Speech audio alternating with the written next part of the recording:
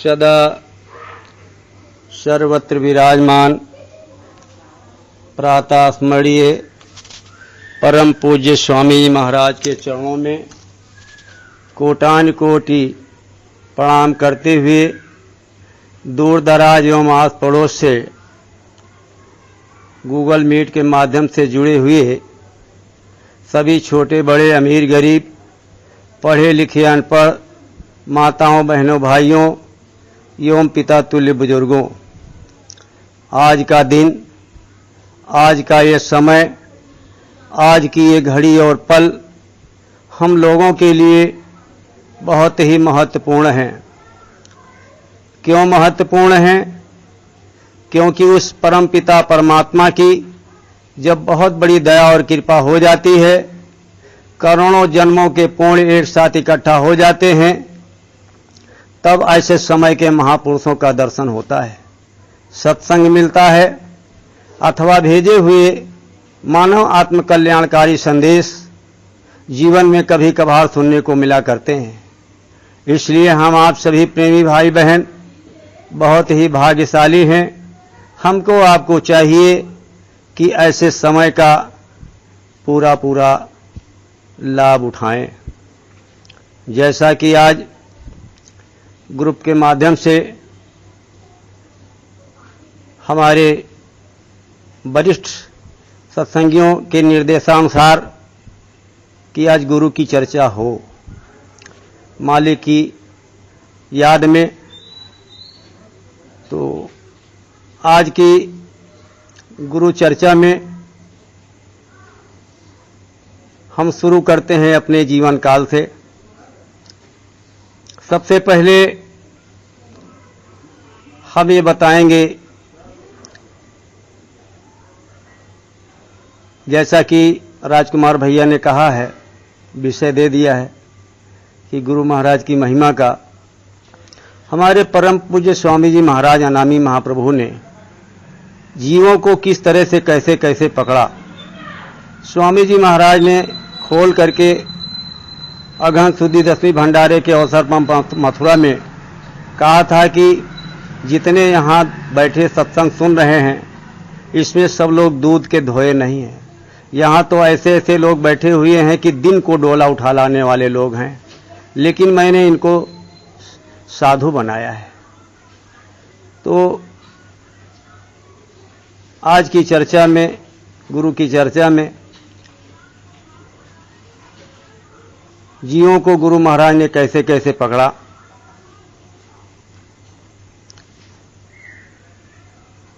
सन 1972 में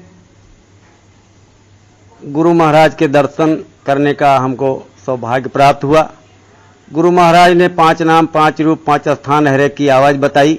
घंटाघर में बहराइच जनपद में सत्संग हुआ रात को 8 बजे। 10:30 बजे गांधी स्कूल में नामदान हुआ। मेरी बहुत कम उम्र थी उस समय पर, लेकिन फिर भी 5 नाम हमको याद हो गया। स्वामी महाराज ने बताया था 5 रूप 5 स्थान हर एक की आवाज। इसमें मैं थोड़ा गड़बड़ रह गया, लेकिन 5 नाम हमको पूरा याद हो गया था। लेकिन उस तरह से कोई सक्रिय संगत उस समय पर नहीं थी, तो मैं सुमरन तो 8 माले की करता था, लेकिन सुमरन सही नहीं हो पाता था। हम जबान से बोल करके सुमरन करते थे, और पहले जय गुरुदेव नाम की माला करते थे, फिर बाद में 5 नाम का अलग अलग करते थे। 7वें नंबर पर खिचड़ी माला करते थे, 5 नाम ले करके एक दाना, और आखिर में जय गुरुदेव, ऐसा हम करते थे। ऐसे 8 साल तक चला हमारा उल्टा सीधा, सन 1972 से सन 80 तक। लेकिन सन 1980 में जब अगहन सुदी 10वीं भंडारे के अवसर पर जब गुरु महाराज के सत्संग में जैसे मैं बैठा, सबसे पहले गुरु महाराज, वो अंतर्यामी महाप्रभु, वो घटघटवासी, जो महापुरुष उन्हीं को कहते हैं जो हजारों प्रश्नों के उत्तर एक लाइन में दे दें। मेरे अंदर की बात, स्वामी जी महाराज जैसे मंच पर आए, गुरु महाराज ने सबसे पहले सुमरन करने की विधि बताई। स्वामी महाराज ने कहा कि बच्चों, जब सुमरन पर करने चलो तो सबसे पहले माला रख दो, और पहले जय गुरुदेव नाम लो, गुरु के स्वरूप को याद करो, फिर 5 नाम ले करके एक दाना पर खिसकाओ और उसमें गुरु के स्वरूप को ध्यान करो, फिर 5 का अलग अलग उनके स्वरूप का ध्यान, और फिर आखिरी में जय गुरुदेव गुरु के स्वरूप का ध्यान। उस दिन से हमारा सिमरन का विधि ठीक हुआ। फिर ध्यान की प्रक्रिया बताई, फिर भजन की प्रक्रिया बताई। तो 8 साल तक तो हमारा चला उल्टा सीधा, लेकिन 80 से हमारा सिमरन ध्यान भजन करने का तरीका सही आया। तो सन 1972 में गुरु महाराज के दर्शन करने का सौभाग्य हमको प्राप्त हुआ। उसी दिन मेरा जन्म हुआ। और सन 1973 में गुरु महाराज हमारे गांव आए जैतापुर में, और उस समय पर स्वामी जी महाराज के साथ में फिएट कार थी, मोतीलाल ड्राइवर थे उस समय पर जब हमारे गांव आए थे स्वामी महाराज। और स्वामी जी के साथ में राम संघन पांडे सीआईडी इंस्पेक्टर जो है मुसम्मात प्रधानमंत्री के वो सीआईडी थे, गुप्तचर विभाग के सीआईडी इंस्पेक्टर थे। और मुसम्मात प्रधानी उस समय प्रधानमंत्री जो मौजूदा थी उनके वो बहुत जो है नज़दीकी वो सीआईडी थे, बहुत विश्वसनीय सीआईडी थे राम संघन पांडे जी। वो आए थे हमारे गांव में और उन्होंने प्रार्थना कही थी कि इस युग की बदलती दुनिया में इंसान तुम्हारा क्या होगा, जब छाया रहेगा चारों तरफ कोहरा तो अंजाम तुम्हारा क्या होगा। तो इस तरह का वो प्रार्थना सुनाई थी राम संघन पांडे जी ने, जो मुसम्मात प्रधानमंत्री के जो विश्वसनीय सीआईडी थे। लेकिन गुरु महाराज के साथ में जब गुरु महाराज का जन सैलाब उमड़ा और सन 1972 तक 20 करोड़ नर नारियों का जन जागरण उस समय पर हमारे यहाँ पर्चे में लिखा हुआ था, जो पर्चा बटा था जैतापुर स्वामी जी महाराज आए थे कि 20 करोड़ नर नारियों का जन जागरण हो चुका। तो इसको देख करके मुसम्मात प्रधानमंत्री बौखला गई और अपने विश्वसनीय जो है सीआईडी इंस्पेक्टर को स्वामी जी के साथ में लगाया कि ये पता लगाओ कि ये अमेरिका के एजेंट हैं कि जो है CIA के जो है एजेंट हैं, कि अमेरिका के जासूस हैं। इसको जानकारी करने के लिए अपने विश्वसनीय इंस्पेक्टर राम संघन पांडे जी को स्वामी जी के साथ में लगाया, लेकिन सब उल्टा हो गया। उन्होंने सीआईडी से जो है इस्तीफा दे दिया और स्वामी जी महाराज के वो सक्रिय सत्संगी हो गए और वो गुरु महाराज के साथ में आए थे। उन्होंने प्रार्थना कही थी कि इस युग की बदलती दुनिया में इंसान तुम्हारा क्या होगा। और उन्हीं के साथ में डॉक्टर बाल मुकुंद तिवारी जी आए थे। और स्वामी महाराज के मंच पर आने से पहले उन्होंने एक प्रार्थना करी थी, छोड़कर संसार जब तू जाएगा कोई न साथी तेरा साथ निभाएगा। तो राम संघन पांडे के बारे में तो मैंने बता दिया कि वो सीआईडी थे उनके, और फिर गुरु महाराज के इस तरह के सीआईडी हो गए कि मैंने देखा कि मथुरा में 6 फुट का ऊंचा मंच है, गुरु महाराज का दिखाई दे रहा है वीडियो में, और राम संघन पांडे जी प्रार्थना बोल रहे हैं, चौधरी साहब साथ दे रहे हैं बाद में, और बाल मुकुंद तिवारी जी बाजरे की टटिया के किनारे खड़े हुए हैं। और स्वामी जी महाराज का खूबसूरत चेहरा जिस पर निगाहें नहीं रुक रही हैं, 6 फुट का मंच बना हुआ था। तो राम संघन पांडे जी का मैंने देखा है प्रार्थना कर रहे हैं कि वर्षा हो रही प्रेम की, भीग रहे हैं हम सब लोग। ये प्रार्थना गाते गाते गाते गाते गाते गाते फिर अंतिम लाइन में वो रुक नहीं पाए, आंखों से आंसू की धारें बहने लगी और वो इतने भावुक हो गए कि अपना माइक स्वामी जी के हाथ में दे करके और तुरंत वो पलट गए। वो अपने आप को रोक नहीं पाए, फपक करके आंखों से आंसू की धाराएं निकलने लगी। इस तरह के वो स्वामी जी महाराज के पास इतने करीबी हो गए। राम संघन पांडे आए थे सीआईडी गुप्तचर विभाग से पता लगाने कि गुरु महाराज कौन है, लेकिन वो बिक गए गुरु महाराज के हाथ। स्वामी जी महाराज ने जीवों को किस तरह से पकड़ा।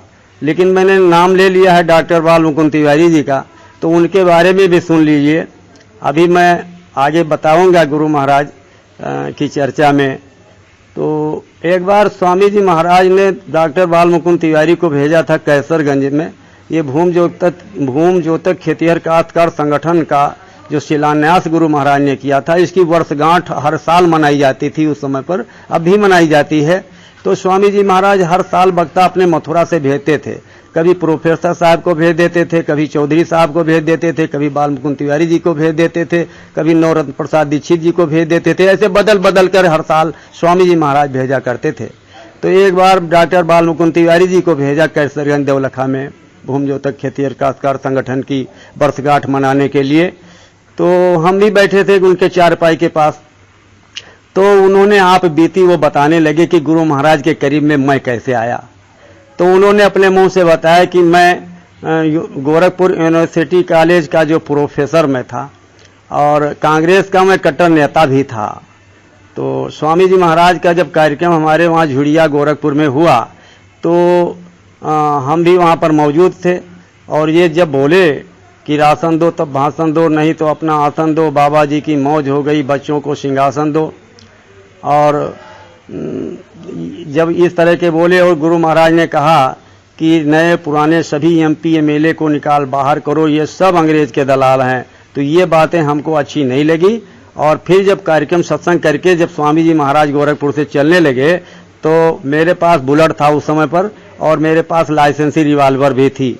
मैंने गुरु महाराज की गाड़ी का मैंने पीछा किया और पीछा करते करते मैंने एक फायर कर दिया गुरु महाराज के ऊपर सीधे पीछे से, लेकिन वो हमारा मिस हो गया। फिर दूसरा फायर किया, फिर तीसरा किया, चौथा किया, पांचवा किया, छठा फायर किया, लेकिन हमारी सारी गोलियां सब मिस हो गईं। जब सारी गोलियां मिस हो गईं फिर मैं पीछा मैंने नहीं छोड़ा और जा करके दूसरा कार्यक्रम जहां स्वामी जी महाराज का था वहां पर जब मैं जा करके पहुंचा गुरु महाराज के पास, वहीं पर मैंने अपनी रिवाल्वर तोड़ करके फेंक दिया और गुरु महाराज के चरणों में लिपट गया कि सरकार हमको क्षमा कर दिया जाए। वहीं से लौट करके मैं घर वापस कभी नहीं गया। और ये डॉक्टर बाल मुकुंद तिवारी जी बता रहे थे। और फिर मेरे संज्ञान में जहां तक है, भक्ति नम्मा हमको बता रही थी कि एक बार इनकी लड़की की शादी जब होने को हुई तो स्वामी जी महाराज ने कहा देखो तुम्हारी लड़की की शादी फला तारीख को है, तुम जाओगे नहीं, जाओ तुम चले जाओ। तो कहा जिसकी लड़की होगी वो खुद जाएगा, हम नहीं जाएंगे, हम यहाँ से बिल्कुल नहीं जाएंगे। बहुत समझाया लेकिन ये नहीं माने। तब स्वामी जी महाराज सब दर्द हैजा का सामान लदवा करके ट्रक से, और जब खुद स्वामी जी महाराज झुड़िया गए गोरखपुर तब बाल मुकुंद तिवारी जी गए थे और पूरी शादी रस्म रिवाज जितना था सब गुरु महाराज ने करवाया और फिर करवा करके आए। इस तरह के वो अच्छे शिष्यों में से थे बाल मुकुंद तिवारी जी। और जब गुरु अब ये रहा उनका परिचय, तो फिर लौट करके ये वापस अपने घर नहीं गए। और स्वामी जी महाराज का जब आगमन हमारे गांव जैतापुर में हुआ तो स्वामी जी महाराज छत पर बैठे नाश्ता कर रहे थे और डॉक्टर बाल मुकुंद तिवारी जी अमरूद के पेड़ के नीचे बैठे हुए थे। 5-7 सत्संगी 8 सत्संगी थे। स्वामी महाराज ने कहा कहाँ हैं वो पिताजी, कहाँ हैं वो बूढ़ू, इस तरह से कहे वो। तो कहा वो तो छत पर है। कहा वो सुनेंगे तो नहीं मेरी आवाज। तो लोगों ने कहा वहां आवाज आपकी कहाँ जाएगी। तो कहा देखो अब राज की बात मैं बताने जा रहा हूं। देखो एक छुपाते हैं अपने आप को, एक तरफ कहते हैं कि जय गुरुदेव नाम मेरा नहीं, परमात्मा का, भगवान का, प्रभु का, और मेरा नाम नहीं है। लेकिन जब जय गुरुदेव बोलता हूं तो जय गुरुदेव को आना चाहिए। अगर ये जय गुरुदेव नहीं है तो ये बीच में क्यों आ जाते हैं, ये अपने को छुपाते हैं। डॉक्टर बाल मुकुंद तिवारी जी ने कहा कि जय गुरुदेव नाम जो है खंभा है, ये मजबूत, इसको जकड़ कर पकड़ो। और इसको अगर पकड़ लिया जय गुरुदेव नाम को, ये खुद स्वयं अनामी महाप्रभु हैं लेकिन ये अपने आप को छुपाते हैं। जय गुरुदेव नाम को पकड़ लो, ये 5 नाम जो बताते हैं ये सब पीछे पीछे दौड़ेंगे, और जय गुरुदेव नाम को जकड़ के पकड़ो। ये डॉक्टर बाल मुकुंद तिवारी ने कहा था। और ये प्रार्थना गाई थी डॉक्टर बाल मुकुंद तिवारी ने अमरूद के पेड़ के नीचे आंगन में 1972 में गाया था कि मिलता है सच्चा सुख केवल गुरुदेव तुम्हारे चरणों में, भगवान तुम्हारे चरणों में। चाहे बैरी कुल संसार बने, चाहे जीवन मुझ पर भार बने, चाहे मौत गले का हार बने, रहे ध्यान तुम्हारे चरणों में। ये प्रार्थना डॉक्टर बाल मुकुंद तिवारी जी ने आंगन में करी थी। फिर स्वामी जी महाराज फिर सत्संग के लिए जब गए वहाँ जैतापुर, आधा किलोमीटर गांव से बाहर था सत्संग, वहाँ पर स्वामी जी महाराज जब गए तो स्वामी जी महाराज ने कहा कि देखो मैं तो धोबी हूँ, लेकिन वो धोबी नहीं कपड़ा धोने वाला, तो मैं मन चित्त बुद्धि को धोने वाला मैं धोबी हूँ। स्वामी जी महाराज का सत्संग खत्म हुआ। पूरा आध्यात्मिक सत्संग स्वामी महाराज ने सुनाया, नामदान भी दिया। और अंत में हरिद्वार चिमगादड़ टापू में जो कार्यक्रम था नवंबर में, उसका निमंत्रण दिया गुरु महाराज ने, क्योंकि अक्टूबर में आए थे, 21 अक्टूबर को जैतापुर में आए थे, और वहीं पर निमंत्रण दिया हरिद्वार चिमगादड़ टापू का स्वामी जी महाराज ने। तो जब सत्संग खत्म हो गया स्वामी जी का, तो हमारा गांव जो है गांव क्षत्रियों का है, ठाकुरों का है, और हमारे बगल में एक गांव है गंगापुर, वहां ब्राह्मण रहते हैं। तो सब लोग मशवरा करने लगे कि बाबा सत्संग तो बहुत बढ़िया सुनाई थे, क्योंकि नरभक्षी थे हमारे यहाँ के लोग, सब कच्चा अंडा पी जाते थे, सुअर को ऐसे, कुत्ता को जो है ऐसे इशारा कर देते थे, कुत्ता सुअर को मार डालता था, ऐसे सब लोग खा लेते थे। लेकिन गुरु महाराज जब हमारे गांव में आए तो हमारे गांव में किस तरह से गांव को सुधारा, जीवों को कैसे कैसे जो है आदमी कर्मी जीवों को किस तरह से पकड़ा, किस तरह से साधु बना दिया, अभी मैं आपको बताता हूँ कि स्वामी जी महाराज ने क्या लीला खेली, जीवों को पकड़ने का कौन सा यत्न किया।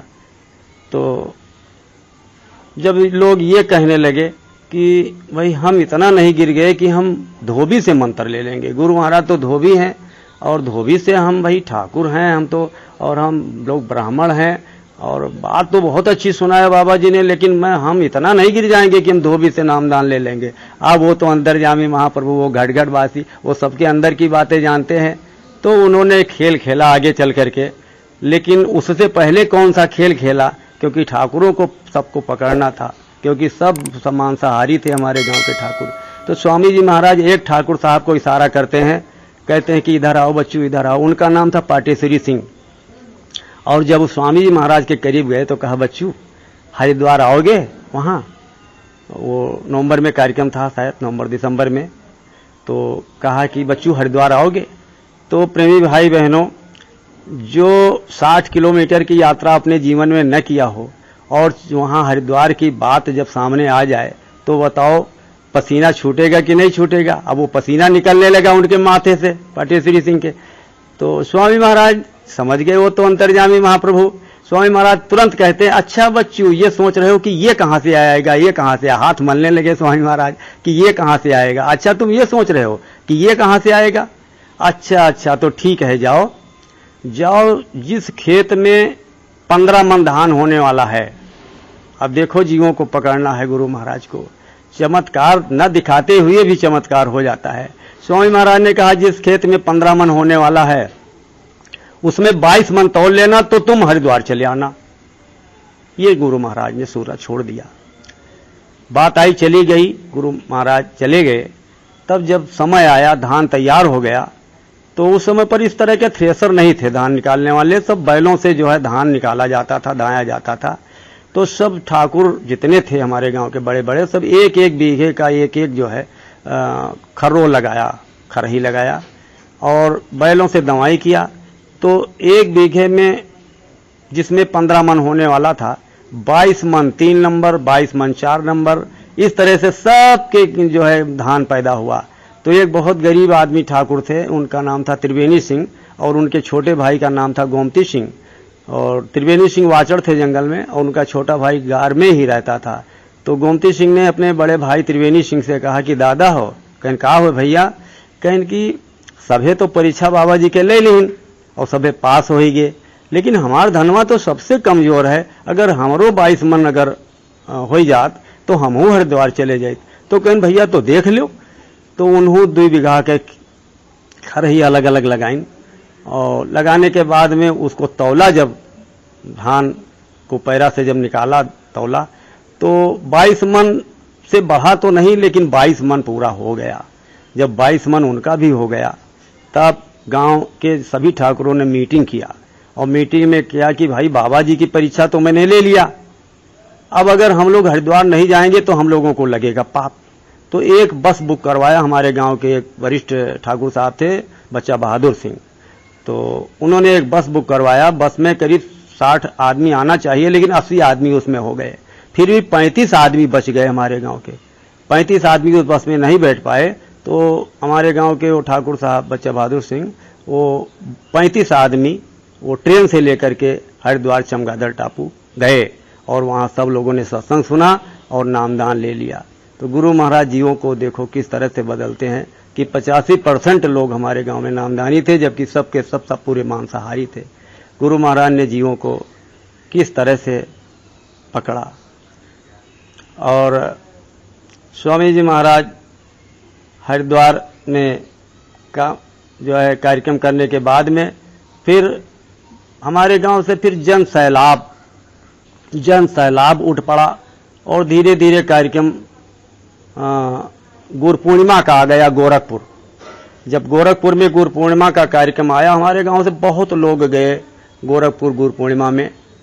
तो गुरु पूर्णिमा के कार्यक्रम में गुरु महाराज ने सत्संग सुनाया और सत्संग सुनाने के बाद में स्वामी जी महाराज ने कहा कि देखो, गोरखपुर जब हम लोग जाते थे तो लोग बहुत मजाक करते थे गोरखपुर वाले, और गुरु महाराज के नाम की बड़ी खिल्ली उड़ाते थे। तो स्वामी महाराज ने पूरे गोरखपुर में लाउड स्पीकर जो है हर जगह सब फैला दिया था, काफी दूर दूर तक, कि जो ना आए गोरखपुर वाले तो भी उनके कानों में आवाज जबरदस्ती घुस जाए। सत्संग गुरु महाराज ने सुनाया और सत्संग के बाद में स्वामी महाराज ने कहा कि गुरु पूर्णिमा पर्व पर सब लोग आए हो तो आपको बड़ी चीज तो मिलेगी।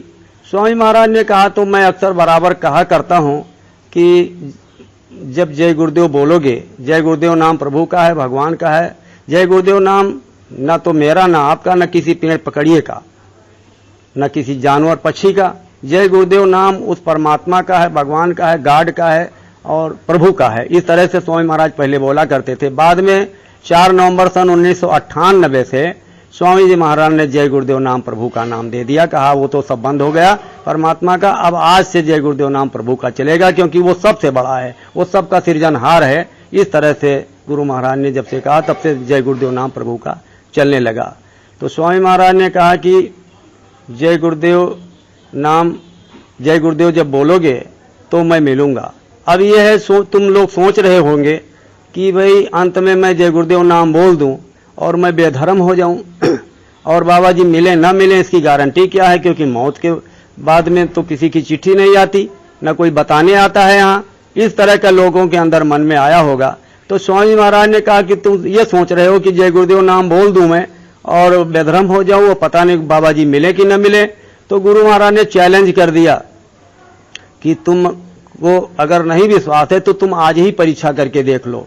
तुम चले जाओ गोरखपुर हॉस्पिटल में और गोरखपुर हॉस्पिटल में जाओ, कुछ मरीज ऐसे होंगे जो 8-10 दिन से होश में ना आए हों, ऐसे मरीजों के पास जाना और उनके दाहिने कान में जय गुरुदेव नाम 10 बार बोलना, और जब वो जय गुरुदेव नाम भगवान का बोलो, जय गुरुदेव नाम भगवान का बोलो, जय गुरुदेव नाम भगवान का बोलो, जब 10 बार बोलोगे तो वो आंख खोल देगा, उठ करके बैठ जाएगा, और जब पूरा होश में आ जाए तब उससे पूछना कि भाई साहब आपके कान में हम जय गुरुदेव बोल रहे थे, तो क्या आप मेरी आवाज सुन रहे थे? तो वो बताएगा, जिसने बाबा जी को कभी न देखा हो। जब वो बता दे कि दाढ़ी इस प्रकार थी, सफेद थी कि काली थी, और बाल इस तरह से थे, कपड़े इस तरह के थे, चश्मा इस तरह का था, जब इस तरह का पूरा परिचय जिसने बाबा जी को कभी नहीं देखा हो और बाबा जी का पूरा परिचय बता दे, तब तुम विश्वास कर लेना कि मौत के वक्त बाबा जी मिलेंगे जय गुरुदेव नाम बोलने पर, और जमदूतों से मैं छुड़वा लूंगा। ऐसा स्वामी जी महाराज ने कहा। फिर पलटवार किया गुरु महाराज ने, कहा कि देखो ये तो मैं उन लोगों के लिए कह रहा हूं कि जब जय गुरुदेव बोलोगे तो मैं मिलूंगा जो मेरी आवाज को सुन रहे हैं। प्रेमी भाई बहनों, बड़े ध्यान से सुनने की बात है। गुरु महाराज ने यह कहा कि जय गुरुदेव बोलोगे तब मैं मिलूंगा, ये तो मैं उन लोगों के लिए कह रहा हूं जो मेरी आवाज को सुन रहे हैं और जिनको नामदान मिल गया है, जिसका मेरा गठबंधन हो गया है। अगर मौत के वक्त तुम जय गुरुदेव नहीं भी बोलोगे तो भी मैं मिलूंगा। लेकिन ध्यान और ख्याल इस बात का रखना कि जब मैं आपका हाथ मांगू तो मेरे हाथ में अपना हाथ दे देना। अगर दुनिया की तरफ कहीं भगे तो मेरा दोष मत देना। ऐसा गुरु महाराज ने क्यों कहा कि मेरा दोष मत देना? क्योंकि हमने सुना है सत्संगों के माध्यम से कि गुरु महाराज ने जब जीवों का भंडार इस देश के मालिक को दिया, तब स्वामी महाराज ने कहा कि अच्छा ये बताओ कि तुम इनको वापस कब करोगे? तो उन्होंने कहा कि मैं रोकूंगा नहीं, जब ये आना चाहे तब आ सकते हैं, लेकिन हुजूर दया करो, हमारे भी एक शर्त है, प्रार्थना है, आप मंजूर किया जाए कि हम रोकेंगे तो नहीं इनको, ये जब आना चाहे तब चले आवें, लेकिन आप न तो जबरदस्ती इनको ले जाएंगे और न चमत्कार दिखा करके आप ले जाएंगे। ये वादा हो गया काल और दयाल का, ये वादा हो गया कि हम रोकेंगे नहीं, लेकिन जबरदस्ती आप न ले जाना हुजूर और न चमत्कार दिखा करके ले जाना। इसीलिए स्वामी जी महाराज कहते हैं कि जब मैं हाथ मांगूं तो तुम अपना हाथ मेरे हाथ में दे देना। अगर कहीं दुनिया की तरफ भगे तो मेरा दोष मत देना। और ये एक वो गोरखपुर नॉर्मल स्कूल की बात थी। और फिर एक बार गोरखपुर जब गुरु पूर्णिमा में मैं गया तो ये सत्संग मैंने टेप किया था, 81 का है या 82 का है। 80 से मैंने जाना शुरू किया। 80 के पहले तो मैं कहीं गया नहीं, लेकिन 81 या 82 का सत्संग मैंने खुद टेप किया था, क्योंकि गुरु महाराज ने सन 80 में कहा कि बच्चों ये सत्संग जो तुम सुन रहे हो, ये सत्संग जल्दी आगे सुनने को मिलेंगे नहीं, तो तुम टेप रिकॉर्डर खरीद लो और ये सत्संग तुम टेप कर लो। तो प्रेमी भाई बहनों, मैं आपको ये बताना चाहूंगा कि उस समय पर 1.5 रुपया मतलब 1 रुपया 50 पैसा 8 घंटे काम करने पर हमको माचिस फैक्ट्री नेपालगंज में मजदूरी मिलती थी। लेकिन गुरु महाराज ने जब इस तरह से कहा कि बच्चों ये सत्संग आगे सुनने को नहीं मिलेंगे, तुम टेप रिकॉर्डर खरीद लो, ये सत्संग टेप कर लो, तो मैंने 550 रुपये का सोनी टेप रिकॉर्डर उस समय पर खरीदा था और गुरु महाराज का सत्संग हमने टेप करना शुरू कर दिया था। 15 रुपये का सोनी कैसेट आता था जो जापान से, और 7.5 रुपये का कैसेट आता था चाइना का, वो टोनी उसका नाम था। और सोनी जो आता था वो जापान का आता था, उसकी क्वालिटी बहुत अच्छी थी। वही नेपालगंज से मैं कैसेट खरीदता था अपनी मजदूरी से, उसी 1.5 रुपया मजदूरी में से। और गुरु महाराज का सत्संग 1980 से मैंने टेप करना शुरू किया। तो ये 81 या 82 का सत्संग मैंने खुद टेप किया था, तो मैंने बहन जी को दिया था कि गुरु पूर्णिमा का सत्संग है, ये मैंने टेप किया था। और गुरु महाराज ने अपने शिष्यों को अपनी मौज में आकर क्या वरदान दिया, मैंने बहन जी को भेज दिया था। अब वो हो सके मैं और चर्चा आगे करूंगा अभी गुरु महाराज की, अभी बहुत जगह ले चलूंगा, समय रहा मेरे पास तो अभी कई जगह ले चलूंगा मैं आपको गुरु पूर्णिमा के अवसर पर। लेकिन हो सके तो उसको जो है सुनाया जाए हम लोगों को, जो गुरु पूर्णिमा का सत्संग गुरु महाराज ने सुनाया था। प्रेमियों को क्या वरदान दे दिया गुरु महाराज ने, बताइए कितनी बड़ी चीज दे दिया मौज में आकर गुरु पूर्णिमा के दिन। सदा सर्वत्र विराजमान प्रातः स्मरणीय परम पूज्य स्वामी जी महाराज के चरणों में कोटान कोटि प्रणाम करते हुए दूर दराज एवं आस पड़ोस से गूगल मीट के माध्यम से जुड़े हुए सभी छोटे बड़े अमीर गरीब पढ़े लिखे अनपढ़ माताओं बहनों भाइयों एवं पिता तुल्य बुजुर्गों, आज का दिन, आज का ये समय, आज की ये घड़ी और पल हम लोगों के लिए बहुत ही महत्वपूर्ण है। क्यों महत्वपूर्ण है? क्योंकि उस परम पिता परमात्मा की जब बहुत बड़ी दया और कृपा हो जाती है, करोड़ों जन्मों के पुण्य एक साथ इकट्ठा हो जाते हैं, तब ऐसे समय के महापुरुषों का दर्शन होता है, सत्संग मिलता है, अथवा भेजे हुए मानव आत्मकल्याणकारी संदेश जीवन में कभी कभार सुनने को मिला करते हैं। इसलिए हम आप सभी प्रेमी भाई बहन बहुत ही भाग्यशाली हैं। हमको आपको चाहिए कि ऐसे समय का पूरा लाभ उठाएं। जैसा कि आज ग्रुप के माध्यम से हमारे वरिष्ठ सत्संगियों के निर्देशानुसार कि आज गुरु की चर्चा हो, मालिक की याद में, तो आज की गुरु चर्चा में हम शुरू करते हैं अपने जीवन काल से। सबसे पहले हम ये बताएंगे, जैसा कि राजकुमार भैया ने कहा है, विषय दे दिया है कि गुरु महाराज की महिमा का हमारे परम पूज्य स्वामी जी महाराज अनामी महाप्रभु ने जीवों को किस तरह से कैसे कैसे पकड़ा।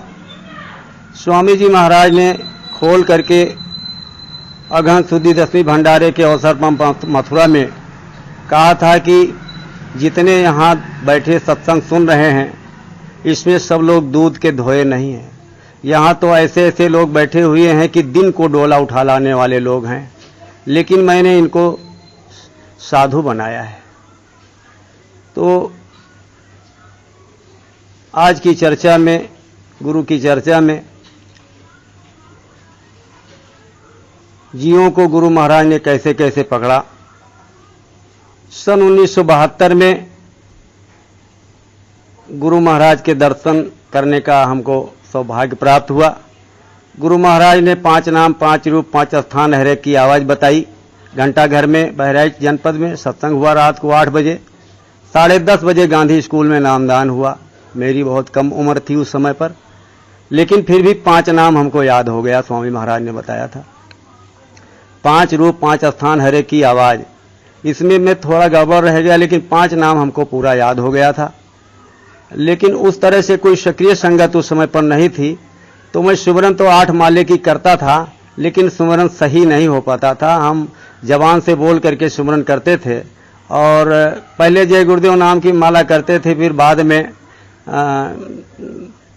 5 नाम का अलग अलग करते थे। 7वें नंबर पर खिचड़ी माला करते थे, 5 नाम ले करके एक दाना, और आखिर में जय गुरुदेव, ऐसा हम करते थे। ऐसे 8 साल तक चला हमारा उल्टा सीधा, सन 1972 से सन 80 तक। लेकिन सन 1980 में जब अगहन सुदी 10वीं भंडारे के अवसर पर जब गुरु महाराज के सत्संग में जैसे मैं बैठा, सबसे पहले गुरु महाराज, वो अंतर्यामी महाप्रभु, वो घटघटवासी, जो महापुरुष उन्हीं को कहते हैं जो हजारों प्रश्नों के उत्तर एक लाइन में दे दें। मेरे अंदर की बात स्वामी जी महाराज जैसे मंच पर आए, गुरु महाराज ने सबसे पहले सुमरन करने की विधि बताई। स्वामी महाराज ने कहा कि बच्चों, जब सुमरन पर करने चलो तो सबसे पहले माला रख दो, और पहले जय गुरुदेव नाम लो, गुरु के स्वरूप को याद करो, फिर 5 नाम ले करके एक दाना पर खिसकाओ और उसमें गुरु के स्वरूप को ध्यान करो, फिर 5 का अलग अलग उनके स्वरूप का ध्यान, और फिर आखिरी में जय गुरुदेव गुरु के स्वरूप का ध्यान। उस दिन से हमारा सिमरन का विधि ठीक हुआ। फिर ध्यान की प्रक्रिया बताई, फिर भजन की प्रक्रिया बताई। तो 8 साल तक तो हमारा चला उल्टा सीधा, लेकिन 80 से हमारा सिमरन ध्यान भजन करने का तरीका सही आया। तो सन 1972 में गुरु महाराज के दर्शन करने का सौभाग्य हमको प्राप्त हुआ। उसी दिन मेरा जन्म हुआ, और सन 1973 में गुरु महाराज हमारे गांव आए जैतापुर में, और उस समय पर स्वामी जी महाराज के साथ में फिएट कार थी, मोतीलाल ड्राइवर थे उस समय पर जब हमारे गांव आए थे स्वामी महाराज। और स्वामी जी के साथ में राम संघन पांडे, सीआईडी इंस्पेक्टर, जो है मुसम्मात प्रधानमंत्री के वो सीआईडी थे, गुप्तचर विभाग के सीआईडी इंस्पेक्टर थे। और मुसम्मात प्रधानी उस समय प्रधानमंत्री जो मौजूदा थी, उनके वो बहुत जो है नज़दीकी वो सीआईडी थे, बहुत विश्वसनीय सीआईडी थे राम संघन पांडे जी। वो आए थे हमारे गांव में, और उन्होंने प्रार्थना कही थी कि इस युग की बदलती दुनिया में इंसान तुम्हारा क्या होगा, जब छाया रहेगा चारों तरफ कोहरा, तो अंजाम तुम्हारा क्या होगा। तो इस तरह का वो प्रार्थना सुनाई थी राम संघन पांडे जी ने, जो मुसम्मात प्रधानमंत्री के जो विश्वसनीय सीआईडी थे।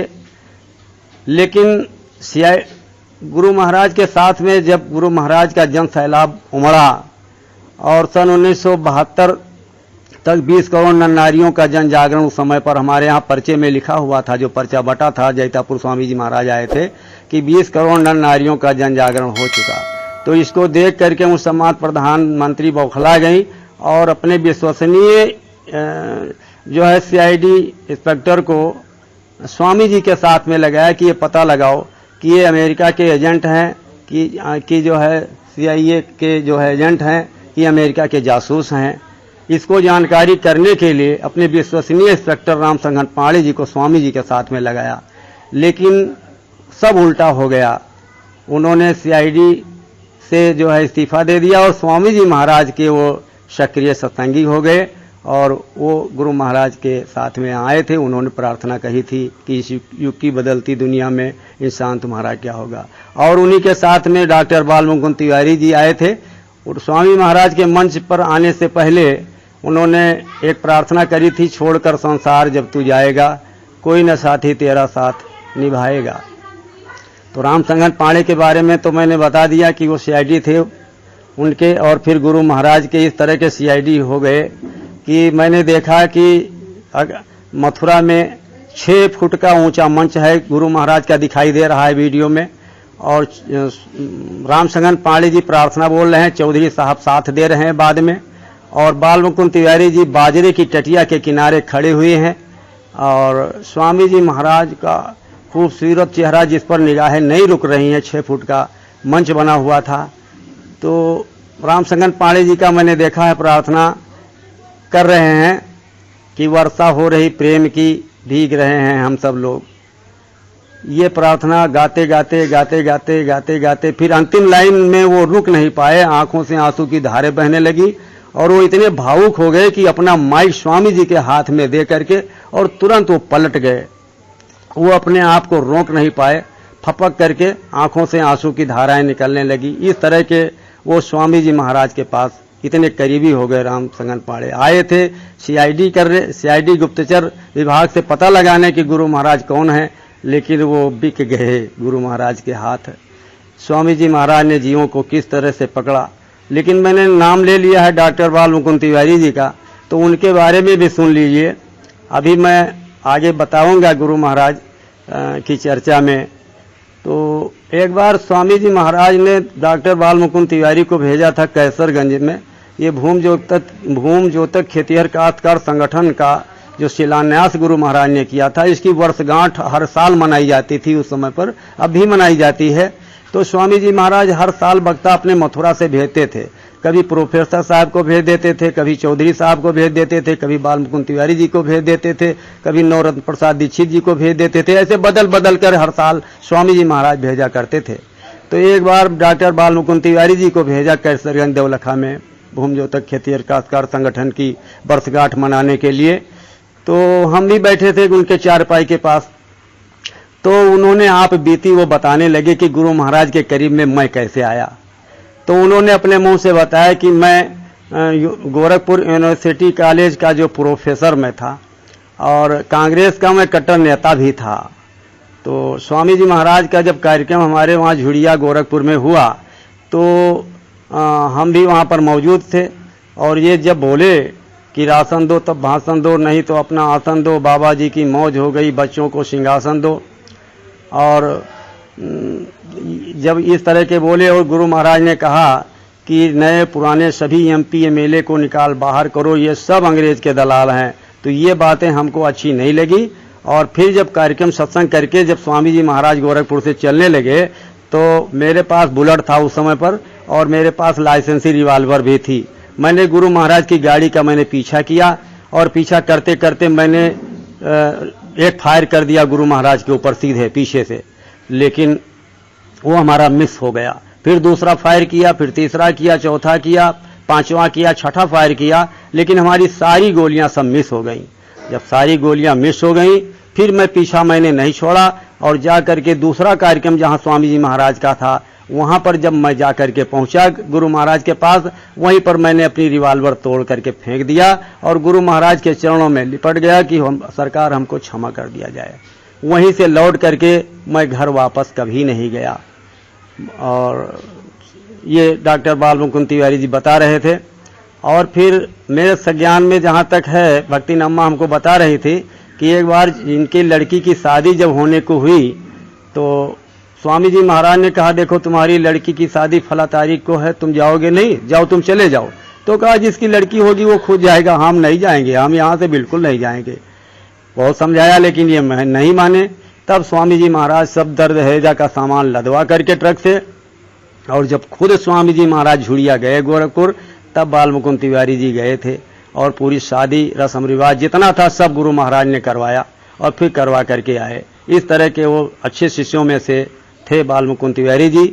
और जब गुरु अब ये रहा उनका परिचय, तो फिर लौट करके ये वापस अपने घर नहीं गए। और स्वामी जी महाराज का जब आगमन हमारे गांव जैतापुर में हुआ तो स्वामी जी महाराज छत पर बैठे नाश्ता कर रहे थे और डॉक्टर बाल मुकुंद तिवारी जी अमरूद के पेड़ के नीचे बैठे हुए थे। 5-7 सत्संगी 8 सत्संगी थे। स्वामी महाराज ने कहा कहाँ हैं वो पिताजी, कहाँ हैं वो बूढ़ू, इस तरह से कहे वो। तो कहा वो तो छत पर है। कहा वो सुनेंगे तो नहीं मेरी आवाज। तो लोगों ने कहा वहां आवाज आपकी कहाँ जाएगी। तो कहा देखो अब राज की बात मैं बताने जा रहा हूं। देखो, एक छुपाते हैं अपने आप को।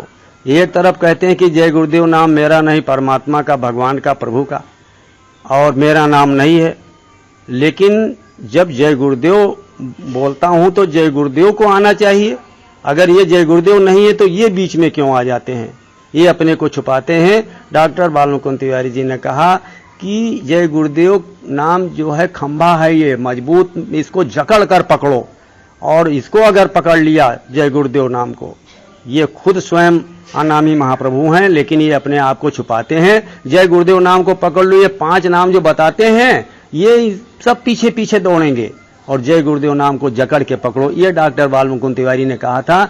और एक प्रार्थना गाई थी डॉक्टर बालमुकुंद तिवारी ने अमरूद के पेड़ के नीचे आंगन में 1972 में गाया था कि मिलता है सच्चा सुख केवल गुरुदेव तुम्हारे चरणों में, भगवान तुम्हारे चरणों में। चाहे बैरी कुल संसार बने, चाहे जीवन मुझ पर भार बने, चाहे मौत गले का हार बने, रहे ध्यान तुम्हारे चरणों में। ये प्रार्थना डॉक्टर बालमुकुंद तिवारी जी ने आंगन में करी थी। फिर स्वामी जी महाराज फिर सत्संग के लिए जब गए वहाँ